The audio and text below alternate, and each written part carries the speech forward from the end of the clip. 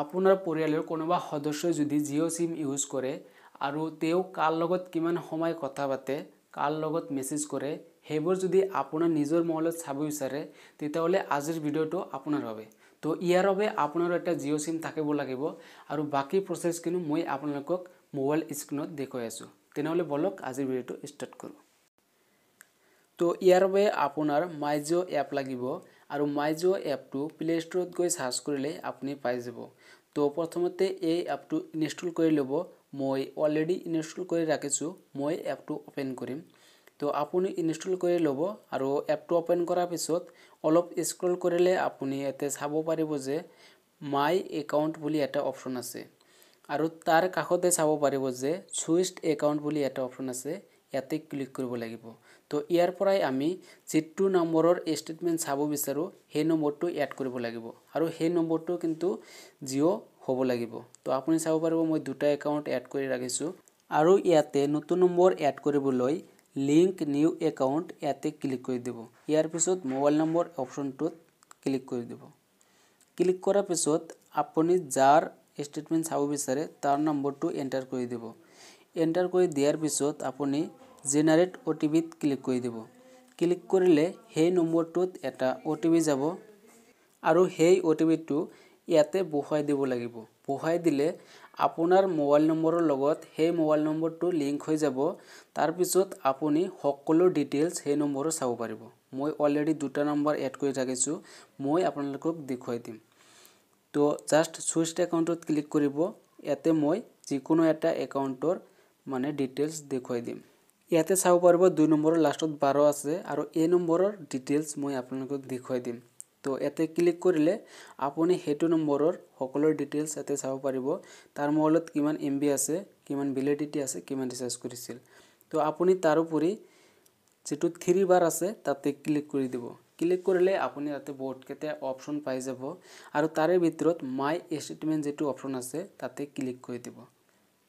Click কৰিলে তাৰ পৰা আপুনি ডিটেইলছবোৰ চাব পাৰিব।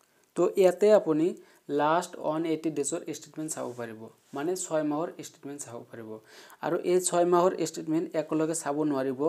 আপুনি 30 দিনকৈ সিলেক্ট কৰিব লাগিব আৰু 30 দিনকৈ একেলগে চাব পাৰিব। তো মই এক সপ্তাহৰ ষ্টেটমেণ্ট চাম। 26 জানুৱাৰীৰ পৰা 1 ফেব্ৰুৱাৰীৰ ষ্টেটমেণ্ট চাম আৰু আপুনি ইয়াতে 3 ধৰণৰকৈ ষ্টেটমেণ্ট চাব পাৰিব। এটা হ'ল ইমেইল ষ্টেটমেণ্ট আৰু এটা হ'ল ডাউনলোড ষ্টেটমেণ্ট আৰু এটা হ'ল ভিউ ষ্টেটমেণ্ট। তো আমি ডাউনলোড কৰি চাম, ডাউনলোড ষ্টেটমেণ্ট চাম। তো আপুনি তিনিটাই ষ্টেটমেণ্ট চাব পাৰে।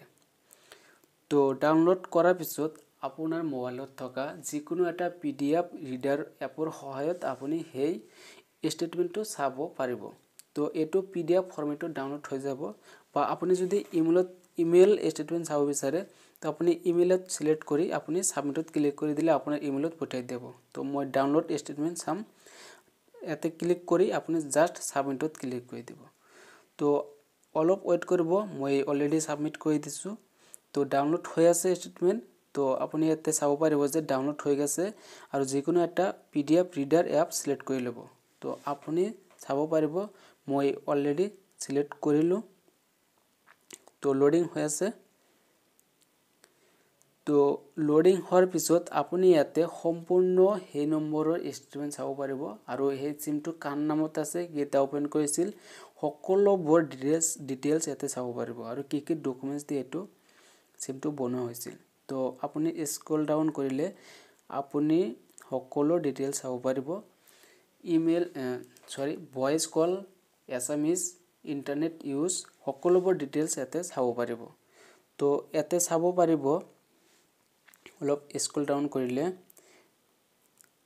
তো ইয়াতে দেখুৱাই আছে যে মানে কেতিয়া ইণ্টাৰনেট ইউজ কৰিছিল আৰু কিমান ইউজ কৰিছিল এই সকলোবোৰ দেখুৱাই আছে 26 জানুৱাৰীৰ পৰা 1 ফেব্ৰুৱাৰীলৈকে। তো তলত আহিলে আপোনালোকে চাব পাৰিব যে ভইচ কল। তো ভইচ কল কাৰ লগত কিমান সময় কথা পাতিছিল, কিমান সেকেন্ড কথা পাতিছিল এই সকলোবোৰ দেখুৱাই আছে আৰু একেবাৰে তলত আহিলে আপোনালোকে চাব পাৰিব যে কাৰ লগত কিমান বাৰ মেছেজ কৰিছিল, কিন্তু কি মেছেজ কৰিছিল সেইটো চাব নোৱাৰে, কিন্তু কোনটো নম্বৰত কিমান মেছেজ কৰিছিল সেইটো চাব পাৰিব। তো বন্ধুসকল এইখিনি আছিল ভিডিঅ'টো। যদি ভিডিঅ'টো ভাল লাগিছে প্লিজ লাইক কমেণ্ট শ্বেয়াৰ কৰিব। ধন্যবাদ।